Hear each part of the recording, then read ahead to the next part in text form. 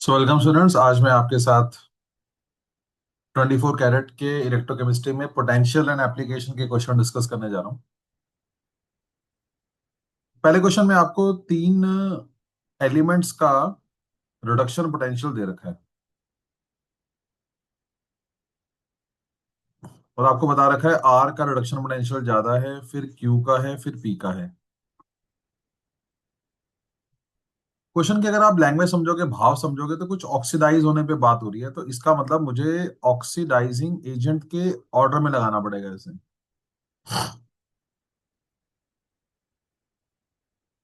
सो मैंने आपको ट्रेनिंग दी है strong reducing agent and reactive metal. इसकी एक ही कंडीशन होती है, लो आरपी। हम इस पे आज भी खड़े हैं। स्ट्रॉन्ग ऑक्सीडाइजिंग एजेंट की कंडीशन हो जाएगी हाई आरपी, क्योंकि सबसे ज्यादा आरपी आर का है, इसका मतलब सबसे अच्छा ऑक्सीडाइजिंग एजेंट आर है, फिर क्यू है, फिर पी है। इसका मतलब R can oxidise both Q and P, Q can oxidise P not R, और P can not oxidise R and Q. So Q can oxidize P, not R. ये answer है।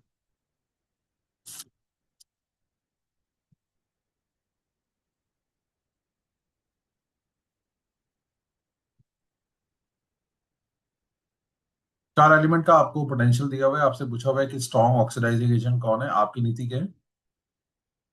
Strong reducing agent and reactive metal, दोनों की condition है लो RP. Strong oxidising agent की condition है high RP. अब आप चेक कर सकते हो आरपी किसका ज्यादा है।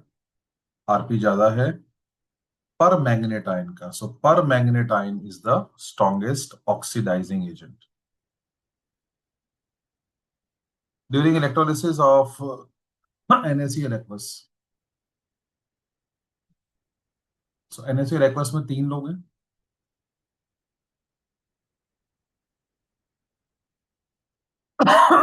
कैथोड पे कैटायन जाएगा और पानी आएगा। पानी भी ऑक्सीडाइज होना चाहता है।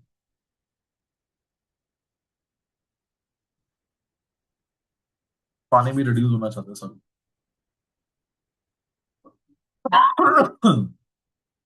सोडियम आयन कह रहा है मुझे इलेक्ट्रॉन दे दो,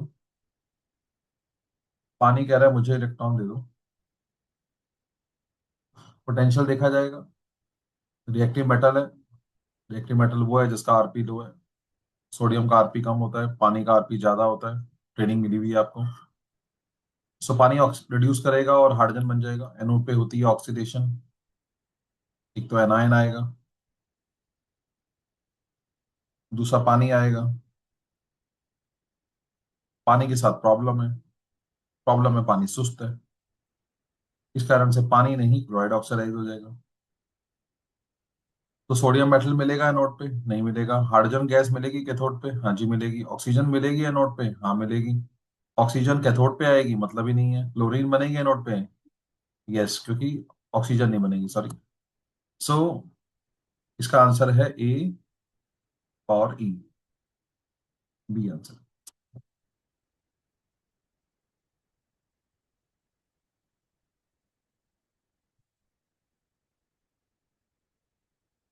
इनमें कौन सा रिएक्शन होगा डाइल्यूट सल्फ्यूरिक एसिड में एट एनोड?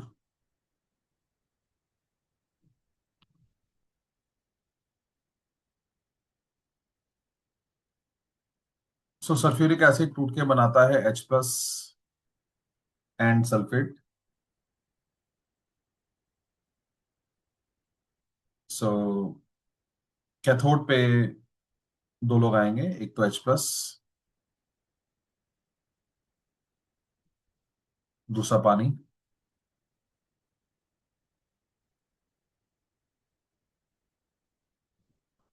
इसका पोटेंशियल 0 है।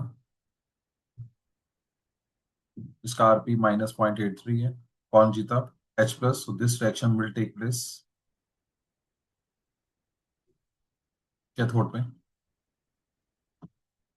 एनोड पे चेक कर लेते हैं।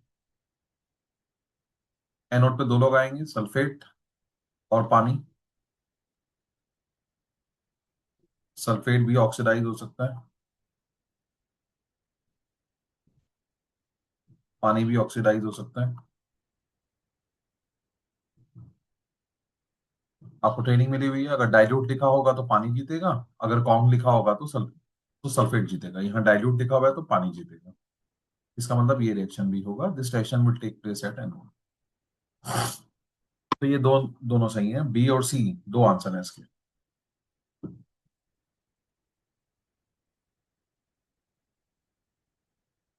इनमें से कौन सा पेयर है जिसके इलेक्ट्रोलिसिस प्रोडक्ट से आप इन दोनों को डिस्टिंग्विश नहीं कर पाओगे? और आसान भाषा में बात करें, इनमें से वो कौन सा केस है जिसमें दोनों में अलग अलग आंसर आता है, एनोड कैथोड के रिएक्शन दोनों में अलग है? तो पहला पार्ट पार्ट आ रहा है copper ion and sulphate ion.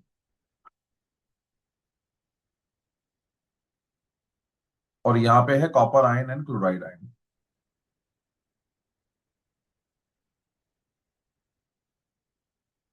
Cathode पे कंपटीशन होगा, कॉपर आयन बोलेगा मुझे इलेक्ट्रॉन दे दो, पानी बोलेगा मुझे इलेक्ट्रॉन दे दो।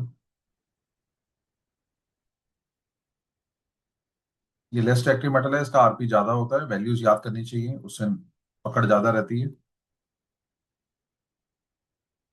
इसमें कैथोड पे आओगे तो सेम होगा, एग्जैक्ट सेम आएगा, बिकॉज पानी तो है ही और सेम ही आंसर आ जाएगा। इसका मतलब दोनों केसेस में कैथोड पे तो कॉपर ही बनेगा। देखते हैं एनोड पे कुछ डिफरेंट होगा क्या। देखो यहाँ पे सल्फेट है और यहाँ पे क्लोराइड है।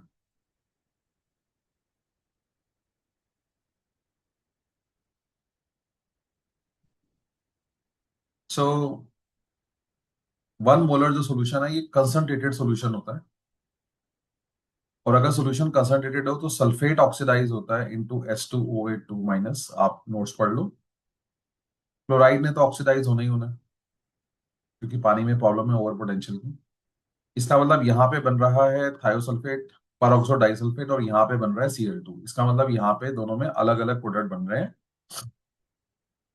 इसका मतलब आप कॉपर सल्फेट एक्वस और कॉपर क्लोराइड एक्वस को डिस्टिंग्विश कर सकते हो on the basis of product obtain, ये बोल के कि in case of copper sulphate aqueous anode पे पर ऑक्सो डाइसल्फेट बनता है, और in case of copper chloride aqueous Cl2 gas बनती है। 1 मोलर को मानते हैं कंसंट्रेटेड सोल्यूशन, इसीलिए सल्फेट वाले केस में थायोसल्फेट बनेगा। KCl versus KI। सो यहाँ पे K प्लस है, यहाँ पे K प्लस है, और आपको पता है K प्लस कभी भी पानी के सामने रिड्यूस नहीं हो सकता, क्योंकि इसका रिडक्शन पोटेंशियल काफी कम होता है। पानी का रिडक्शन पोटेंशियल इसके मुकाबले ज्यादा होता है। इसका मतलब इन दोनों केसेस में ही कैथोड पे तो पानी ही रिड्यूस होगा और H2 गैस बनेगा, तो डिस्टिंग्विश नहीं हो पाएगा, मतलब दोनों में सेम बनेगा। यहाँ पे क्लोराइड वर्सेस वाटर होगा, ऑक्सीडाइज होने की मुकाबले में यहाँ आयोडाइड वर्सेस वाटर होगा, पानी सुस्ता है, पानी हारेगा। यहाँ क्लोरीन बनेगी, यहाँ आयोडीन बनेगी। सो अगेन दो अलग प्रोडक्ट बनेंगे जिससे आप इन्हें डिस्टिंग्विश कर पाओगे। सिल्वर नाइट्रेट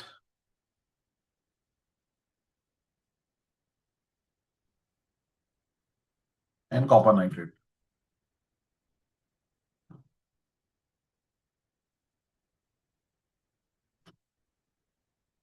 देखो यहाँ जो कैथोड होगा, क्योंकि सिल्वर का रिडक्शन पोटेंशियल ज्यादा होता है पानी से,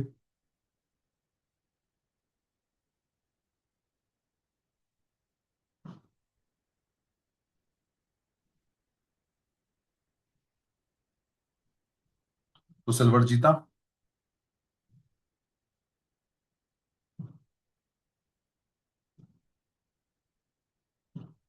अगेन आप कंपेयर करो पानी के साथ, तो कॉपर जीता। इसका मतलब यहाँ पे सिल्वर बनेगा, यहाँ पे कॉपर बनेगा, अलग अलग बनेंगे product, you can distinguish on the basis of product obtained during electrolysis. KCl NaCl।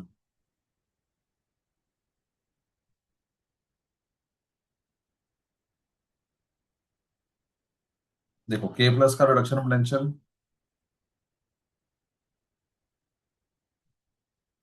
पानी का रिडक्शन पोटेंशियल, रेटे मेटल वो है जिसका आरपी लो है। कौन जीता? पानी। Na भी एक रिएक्टिव मेटल है, इसका आरपी भी लो है। कौन जीता? पानी। इसका मतलब यहाँ पे कैथोड में H2 गैस बनेगी और यहाँ भी कैथोड में H2 गैस बनेगी। सिमिलरली क्लोराइड और पानी में मुकाबला होगा, एनोड पे यहाँ भी Cl2 बनेगी, यहाँ भी Cl2 बनेगी, क्योंकि पानी सुस्त है। जब भी कभी क्लोराइड के सामने पानी आता है तो पानी हारता है। शिक्षा। शिक्षा बस यही है कि इन दोनों में सेम बनेंगे प्रोडक्ट ड्यूरिंग इलेक्ट्रोलिसिस, सो इन दोनों में हम डिस्टिंग्विश नहीं कर पाएंगे on the basis of product obtained during electrolysis कि किसमें KCl है और किसमें NaCl है। सोडियम सल्फेट में बिजली पास करिए, ये आयन होंगे इसके अंदर। कैथोड पे आ जाओ। सोडियम आयन कह रहे हैं मुझे इलेक्ट्रॉन दे दो। देखो अगर मुझे पोटेंशियल याद है तो ये एक ताकत हो गई ना। I am not feeling helpless, I am not looking around for help, इसलिए कहते हैं पोटेंशियल याद कर लो, फायदे में रहोगे। कौन जीता? पानी, तो H2 गैस बनेगी। एनोड पे आ जाओ।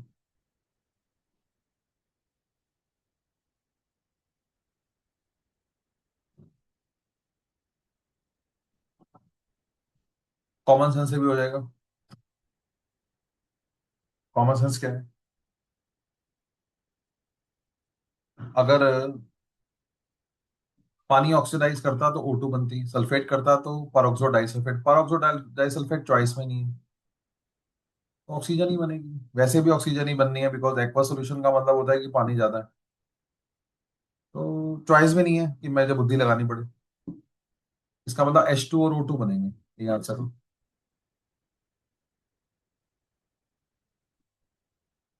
Platinum is a inert electrode, कौन सी बात गलत है?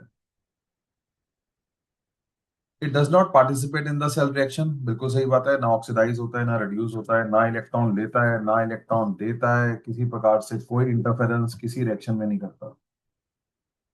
Provide surface area for oxidation reduction, ये बाबर मैं आपसे कहता हूँ कि टेक्निकल भाषा में यही कहा जाता है कि जो कैटलिस्ट है वो सरफेस प्रोवाइड करता है for the reaction to take place. It provide surface for conduction of electron, yes. क्या ये बिजली पास नहीं होने देता? गलत बात। अगर आप इलेक्ट्रोड बने हो तो बिजली तो पास होने दोगे। और दोबारा सिखाता हूँ। देखो ये कैथोड है, अब बात को समझो हम क्या समझाते हैं आपको। Na+ केटायन है, ये यहां जाके इसके सरफेस पे बैठता है और बैटरी से यहाँ पे इलेक्ट्रॉन आए होते हैं, उन इलेक्ट्रॉन्स को ये ले लेता है। तो ये जो सोडियम आयन इलेक्ट्रॉन लेता है, ये इस प्लेटिनम के सरफेस पे ये रिएक्शन होता है। ऐसी क्लोराइड आयन जब एनोड पे जाता है, इसके सरफेस पे जाके बैठता है, फिर ये इलेक्ट्रॉन लॉस करता है और Cl2 में कन्वर्ट हो जाता है, और फिर ये इलेक्ट्रॉन तार के जरिए बैटरी में चले जाते हैं। So this is how metal helps, platinum ऐसे हेल्प करता है in providing the surface. NCERT question है, रिड्यूसिंग पावर में पूछा हुआ है। Strong reducing agent must have low RP, तो सबसे कम आरपी पोटेशियम का है, फिर मैग्नीशियम, क्रोमियम,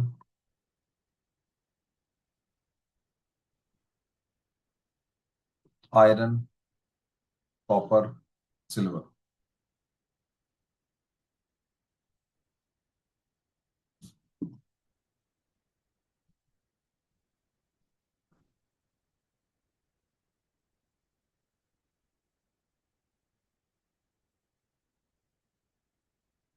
अच्छा ये पढ़ लिया, नहीं तो फिर व्हाट्सअप आ जाता। आपने गलत आंसर मार्क कर दिया, बहुत बहुत शुक्रिया बताने के लिए, उपकार है आपका। Silver, copper, iron, magnesium, potassium.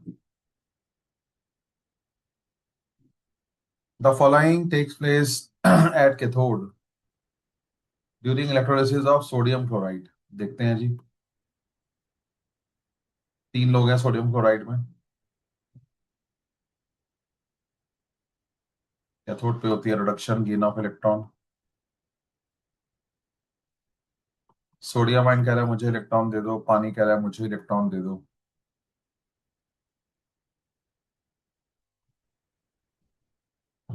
पानी जीता, हाइड्रोजन बनी। सही है। Reaction with lower R potential is preferred at cathode. गलत। जिसका आरपी ज्यादा होता है वो कैथोड पे रिड्यूस होता है। तो पोटेंशियल, जब भी पोटेंशियल लिखे होते हैं ना मेंशन किया हो तो आरपी होता है। वो कह रहा है कम आरपी वाला रिड्यूस करता है। गलत। ज्यादा वाला करता है। असर्शन सही है, रीजन गलत है। Electrolysis of NaCl solution gives chlorine at anode instead of O2।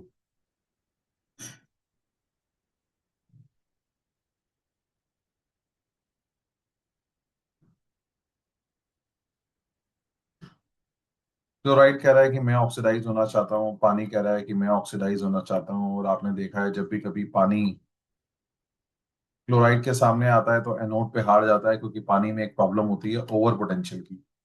Over thinker है ये। तभी कहते हैं ना ओवर थिंकिंग नहीं करनी चाहिए। True. Formation of oxygen at anode require over potential. सही बात है, इसीलिए तो वो ऑक्सीडाइज नहीं हो पाया पानी, तभी तो टाइम ले गया। सबसे ज्यादा क्वेश्चन ये बोर्ड में आया हुआ है, 10th। During the electrolysis of aqueous copper sulfate using copper electrode, hydrogen gas is released at cathode। चल झूठा। कॉपर का कैथोड है, कॉपर का एनोड है, कॉपर का इलेक्ट्रोलाइट है। नीति बोलो। कॉपर एक रिएक्टिव इलेक्ट्रोड है, अहम ब्रह्म अस्मि। मैं ही ऑक्सीडाइज करूंगा, मेरा ही आयन रिड्यूस करेगा, बाकी जाओ तेल लेने। भाड़ में गया पोटेंशियल, भाड़ में गया कंपटीशन। अहम ब्रह्म अस्मि, अपुंची भगवान है। याद आया कुछ? Potential of copper, reduction potential copper का हाइड्रोजन से ज्यादा होता है। सही बात है जी। कॉपर का आरपी होता है 0.34, हाइड्रोजन का आरपी होता है 0। डी आंसर है।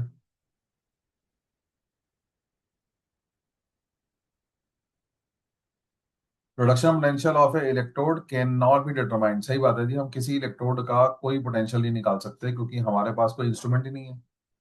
redox reaction neither oxidation nor reduction take place। चल झूठा। in redox reaction both oxidation and reduction take place। electrolytic cell is non spontaneous। True. आप विचार करो कि आप इलेक्ट्रोलिटिक सेल में क्या कर रहे हो। आपने कॉपर का कैथोड ले लिया, कॉपर का एनोड ले लिया, कॉपर का सल्फेट ले लिया, इस सॉल्यूशन में कुछ नहीं होता, नथिंग हैपेंस। क्यों? क्योंकि यहाँ बैटरी नहीं है। कॉपर कभी भी अपने आप ऑक्सीडाइज नहीं हो सकता, कॉपर एक सुस्त मेटल है। कॉपर एक लेस रिएक्टिव मेटल है, इसकी ऑक्सीडाइज होने की क्षमता कम है। तो कॉपर अपने आप कभी भी ऑक्सीडाइज हो ही नहीं सकता। तो कब होता है? जब आप बैटरी लगाते हो। बैटरी का मतलब क्या है? आप वर्क करते हो। Non spontaneous process which do not occur of its own, work has to be required. Delta G positive होता है, जो भी प्रोसेस नॉन स्पॉन्टेनियस होते हैं उनका डेल्टा जी पॉजिटिव ही होता है। ये आंसर। तो इलेक्ट्रोलिटिक सेल में जो रिएक्शन कराए जाते हैं वो नॉन स्पॉन्टेनियस रिएक्शंस होते हैं। कॉपर कभी भी अपने आप ऑक्सीडाइज नहीं हो सकता। You have to do work for its oxidation. इसीलिए बिजली पास करनी पड़ती है। तो सेशन सही है, रीजन सही है, एक्सप्लेनेशन सही है। आपके लिए टफ है बट ये सही है। Electrolysis of copper chloride using platinum electrode, chlorine is liberated at anode. देख लेते हैं। किसी भी क्वेश्चन में मैंने कहा कि मैंने पीछे करा दिया, मैंने हवा में सोच लिया। सो आपके सामने है, जो जीवन आपको जीने के लिए कह रहा हूं मैं वो जी रहा हूँ। कि मैं इसकी परवाह ही नहीं करता, मैं इक्वेशन लिखता हूँ, इससे मेरा हाथ बैठता है, मेरी टॉपिक पे पकड़ बनती है, मुझे आंसर में तो इंटरेस्ट ही नहीं है। मुझे तो लीस्ट इंटरेस्ट आंसर में है। पानी हारेगा, क्लोराइड जीतेगा। क्योंकि क्लोराइड सुस्त, क्योंकि पानी सुस्त होता है, तो क्लोरीन गैस बनेगी, बिल्कुल बनेगी। कॉपर बनेगा कैथोड पे, देख लेते हैं। कैथोड पे कॉपर आयन आएगा और पानी आएगा।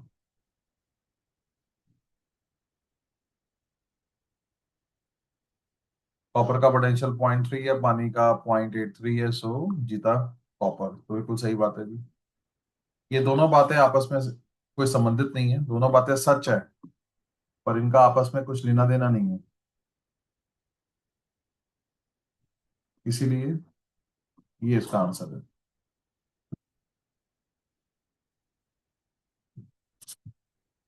मेरे वाले पैकेज में जो नंबरिंग है उसमें कहीं थोड़ा सा चेंज है, तो आप क्वेश्चन नंबर देखकर वेरीफाई कर लेना।